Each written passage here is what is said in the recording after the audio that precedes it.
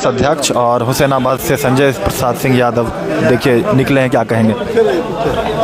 कोई नया अनुभव नहीं है, क्योंकि पहले भी हम लोगों ने सदस्य रहा है और शपथ लिया हूँ मैं झारखंड विधानसभा के रूप में। और मैं अपने विधानसभा क्षेत्र के वासियों को, जनता को और झारखंड वासियों को हार्दिक शुभकामनाएं और बधाई मैं राष्ट्रीय जनता दल की ओर से देता हूँ। ये बात कहा जा रहा है कि मंत्री बनने की रेस में सबसे आगे माना जा रहा था, आप ही का नाम बार बार आ रहा था। देखिए, हमारे नेता का जो फैसला हुआ है वो हम लोग स्वागत करते हैं, उसमें इफ बट कुछ नहीं है। पार्टी को कितना मजबूत करेंगे संजय? पूरा पार्टी को मजबूत करेंगे। विधायक के साथ साथ क्षेत्र की समस्याओं के साथ साथ पार्टी की भी आगे बढ़ाने का काम करूँगा। नए झारखंड का होगा, फसल स्थानीय नीति का होगा, फसल युवाओं के रोजगार का होगा। जयराम एनडीए 24 सीटें लाई, उससे सामना करेंगे 56 विधायकों का।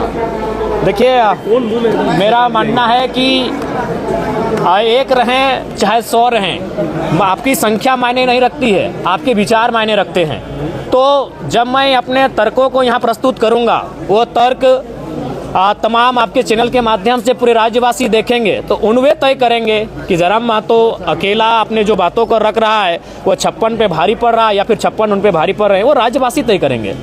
आपके अलावा 80 विधायकों में बेहतर कौन लगता है आपको? देखिए, अभी ये मेरा पहला दिन है, जब मैं उनके साथ बैठूंगा, मिलूंगा, उनके व्यवहार का आकलन करूंगा, उसके बाद इस निष्कर्ष पे मैं पहुंचकर बात करूंगा। देखिए, विशेष एक्सपीरियंस नहीं रहा, विशेष क्या रहेगा, हम लोग तो मान के चलिए एक आदत सी हो गई है जनता के लिए लड़ना, संघर्ष करना। हाँ, ये चीज़ रहा कि यही विधानसभा है और यही दीदी है जो 1 साल पहले 23 मार्च 2023 का वो दिन था, एडीएम साहब भी पीछे ही हैं और जोरदार लाठियों से प्रहार किए थे, रबड़ गोली दागा गया था, आंसू गैस दागा गया था, हमारे टी शर्ट कुर्ते को फाड़ दिया गया था। आज एडीएम साहब सलामी दे रहे हैं, ये लोकतंत्र की सुंदर तस्वीर है। बिल्कुल मजबूती के साथ, चूंकि आज शपथ का दिन था। देखिए, हमारे साथ जयराम महतो हैं। जयराम जी के लिए जज्बा होना चाहिए, सीट मायने नहीं है। सीट तो बीजेपी वालों के पास, जब जेएमएम विपक्ष में रहती है, बीजेपी विपक्ष में रहती है, तो बहुत सारी सीटें होती हैं। जज्बा होना चाहिए लड़ने का, उसके लिए आपके अंदर निष्ठा होना चाहिए, आपको भयभीत नहीं होना चाहिए। आप एक सीट से चुनाव लड़ लेंगे। हम तो बिना सीट के लड़ रहे थे, हम तो सड़क में लड़ रहे थे, हम तो सदन के बाहर भी लड़ रहे थे, तो एक सीट से ही हम लड़ लेंगे। मुद्दों की आवाज जो आप बार बार कहते रहे, सिद्धांत पर लड़ते हैं, क्या सिद्धांत पर चलने के लिए सत्ता जरूरी नहीं? बिल्कुल जरूरी है। मैंने अपने इंटरव्यू में भी कहा था कि सिद्धांत और सत्ता दोनों विपरीत दिशा में है, लेकिन कभी कभी सत्ता को हासिल करने के लिए आपको सिद्धांतों का त्याग इसलिए करना पड़ता है कि आपकी जनता आपको सत्ता में काबिज होते हुए देखना चाहती है, क्योंकि जनता की समस्या का समाधान सिद्धांत से नहीं, सत्ता से होगा। 5 साल में कभी ऐसा भी मौका आएगा कि आप सत्ता के साथ हो सकते हैं? देखिए, ये तो सरकार की कार्यशैली पर निर्भर करता है और हमारी जनता जो 12 लाख जनता और उसके बाद जो झारखंड की जनता है, उनके प्रति जो सरकार का रवैया रहेगा, उस रवैये पे निर्भर करता है। तो जयराम महतो साहब, आपने कहा कि अधिकार महतो देखिए किस तरीके से जो है यहाँ पर पहुँचे हुए हैं विधानसभा के पहले दिन। तो शपथ समारोह का कार्यक्रम था, तो इसलिए आज कुछ विशेष नहीं। जब वाद विवाद का कार्यक्रम होगा, अपने बातों को रखने का अवसर मिलेगा, उस दिन देखेंगे कि कितना समय हमें मिलता है और अपने विषयों को हम कैसे उस कम समय में पूरा कर पाते हैं, तब हम आपको बताएंगे कैसा लगा। आज तो केवल शपथ समारोह था, जो बाकी लोग शपथ ले रहे थे, मैंने भी शपथ लिया। जयराम जी एक सवाल है कि जैसे जयराम जी पहले ही सीजीएल के मुद्दे पर बिल्कुल मैंने पहले ही कहा है कि सरकार को छात्रों के हित में सोचना चाहिए, छात्रों से बात करनी चाहिए और यदि इसमें जो भी गड़बड़ी करने वाले लोग हैं उसकी जांच होनी चाहिए और दोषी पाया जाते तो उनको सजा मिलना चाहिए। और जयराम जी, जैसा आपका तेवर रहा है, अब सदन में भी पहुंच में संबोधन का अवसर मिलेगा और जो मैं अपने बातों को रखूंगा उसके बाद में ये आप निष्कर्ष खुद निकाल लीजिएगा कि मेरा तेवर कैसा रहा। विधानसभा एंट्री समय खाली पैर और नमन करते हुए निकले, क्या कुछ? देखिए, आस्था का केंद्र है। मैं संदेश यही देना चाहूँगा कि कोई मंदिर जाता है, कोई मस्जिद जाता है, तो ये कहीं ना कहीं कुछ विश्वास लेके जाता है, तो ठीक उस कोई मांग लेके जाता है। तो मैं भी सदन में एक विश्वास और एक मांग लेकर आया हूँ, तो जाहिर सी बात है ये भी हमारे लिए आस्था का केंद्र है। करोड़ों युवा, छात्र, नौजवान, किसानों का आस्था केंद्र। जी अभी भी हाँ जी बिल्कुल कोई दिक्कत नहीं है, ये आस्था का केंद्र है और आस्था के केंद्र में इसी प्रकार आना चाहिए। आप खोरठा में जो है अपनी भावनाएं व्यक्त करते हैं, कुड़माली में शपथ लेके आपने क्या संदेश देना चाहा? देखिए, चूंकि कुड़माली एक मृत प्राय भाषा होने लगी है और चूंकि इस सदन में खोरठा में शपथ लेने वाले लगभग आधा दर्जन विधायक थे और कुड़माली जो कि एक अति प्राचीन भाषा है, कहीं ना कहीं मृत प्राय हो चुकी है और मैं पहला इसीलिए मैंने उस भाषा में शपथ लिया ताकि उस भाषा को भी जीवंत किया जा सके। चलिए इस वक्त हम तो आपने देखा जयराम महतो को जो डुमरी से नवनिर्वाचित होकर यहाँ पर आए हैं और विधानसभा के पहले दिन क्या कुछ कहा उन्होंने। खाली पैर इस वक्त भी यहाँ मौजूद हैं और सुबह सुबह पहुँच गए थे। आप देखिए कि इस वक्त भी जो है खाली पैर जयराम महतो यहाँ पर पहुँचे हुए हैं। ये देखिए विशेष नहीं, 2-3 दिनों का सत्र है, लेकिन उसके बाद किस तरीके से जयराम महतो खाली पैर यहाँ पर पहुँचे हुए हैं। देखिए आप इस वक्त भी खाली पैर जयराम महतो पहुँचे हैं। सुबह भी अभिवादन करके जो है यहाँ पहुँचे और देखिए किस तरीके से जो है सीजीएल के मुद्दे को लेकर उन्होंने कहा है। और विधानसभा के पहले दिन जो है कहीं न कहीं आज शपथ ग्रहण के बाद जो है कई मुद्दों पर बातचीत किया है। बहुत अच्छा रहा, पूरा उत्साह में है हम लोग और जो हम कमिटमेंट किए हैं जनता के बीच में, जो हमारा योजनाएं, जिन योजनाओं को लेकर हमारी सरकार आई है उन्हें हम कंटिन्यू करने के लिए बहुत दृढ़ संकल्पित हैं और इस बात बहुत मजबूती से हम फिर आ रहे हैं। जनता को हम निराश नहीं करेंगे। मंत्री पद में काफ़ी आपके नाम चर्चाएं हो रही है। ये पार्टी के हित में लिया हुआ निर्णय है और मेरे लिए तो ईश्वर के निर्णय को मैं हमेशा स्वीकार करता रहा हूँ।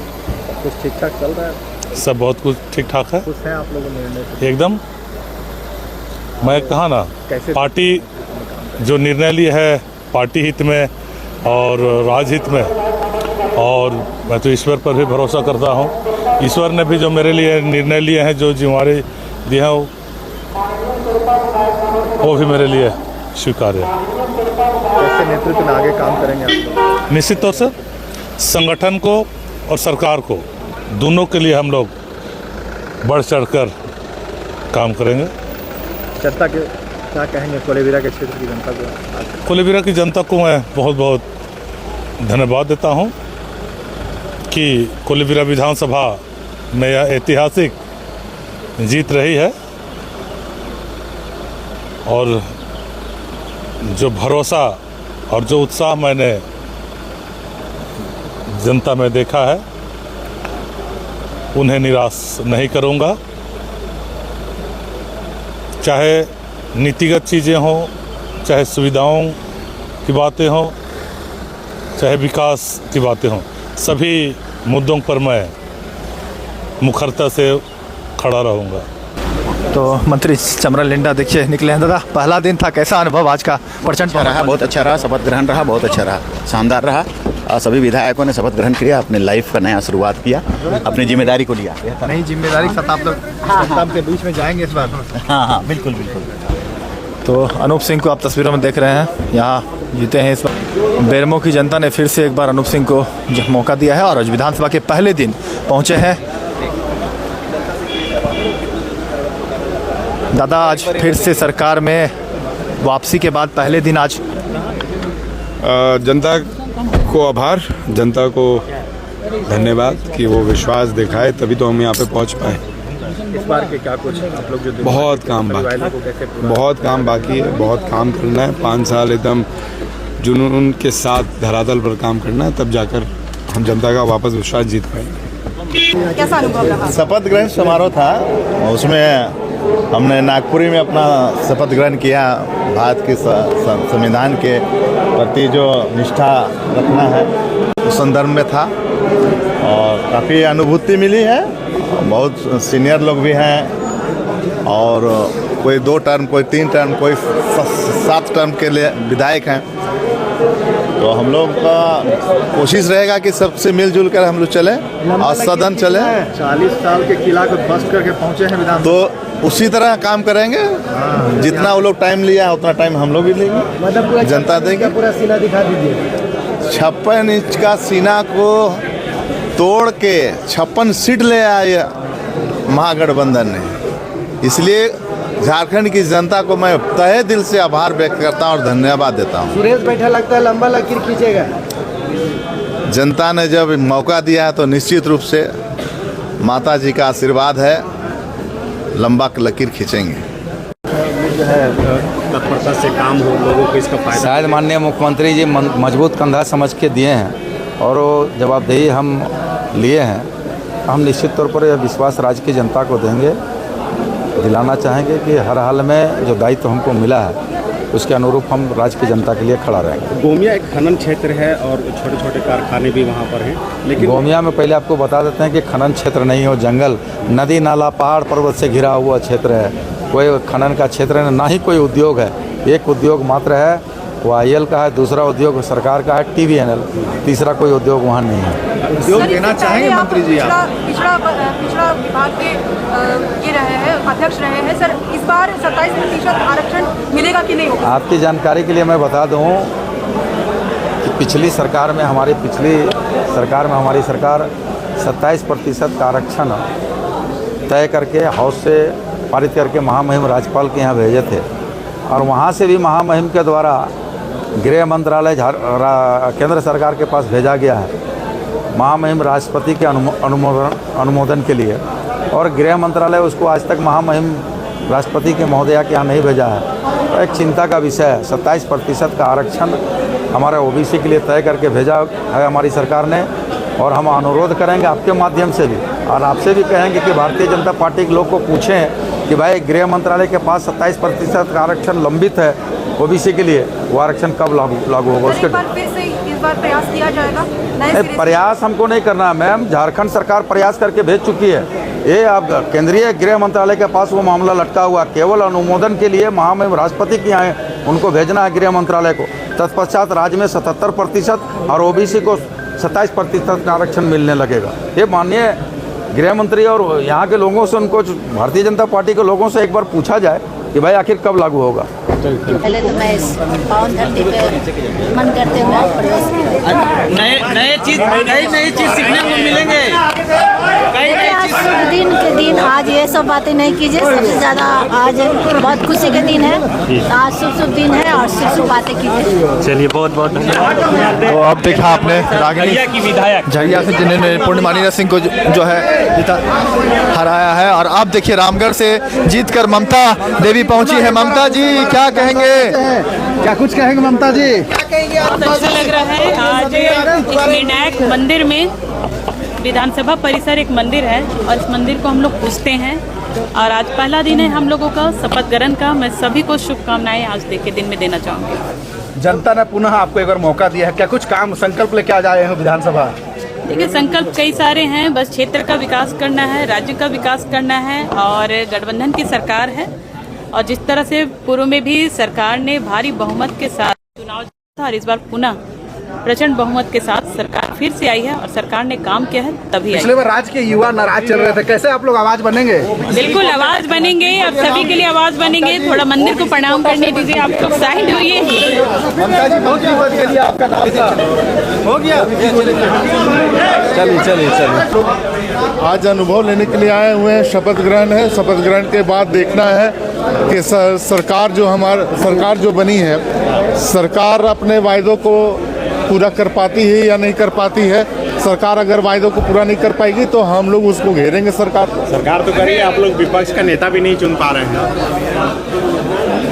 सरकार की अपनी सोच है, भारतीय जनता पार्टी जो है सब विपक्ष के नेता जरूर चुनेगी।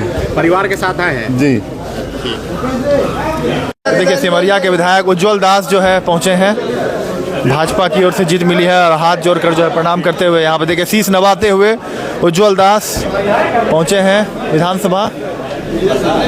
तो राजेश कच्छप जीत के आए हैं पुनः एक बार, और आप देखिए किस तरीके से जो है इस बार क्या कुछ मुद्दे रहेंगे। देश के लिए आए हैं, उनकी पूर्ति हो, मैं ईश्वर से कामना करता हूँ। बीजेपी के कई ऐसे विधायक हैं जो इस बार उन्हें आने का मौका नहीं मिला, उनको मिस करेंगे आप लोग? देखिए ये सत्ता पक्ष, देखिए हर कोई काबिल है। यहाँ पे जितने भी लोग आते हैं अपने अपने जनमुद्दों के साथ आते हैं, हर कोई काबिल है। इसमें कोई ज़्यादा काबिल है कोई कम काबिल है वैसी बात नहीं है। अगर संसदीय जीवन में आए हैं तो जनता ने चुना है, तो जनता से बड़ा पारखी कोई नहीं होता है। दादा छप्पर फाड़ के जनता वोट दिया, कैसे काम होगा? आभार धन्यवाद जनता का, निश्चित तौर से काम करने के लिए ही आए हैं। सर क्या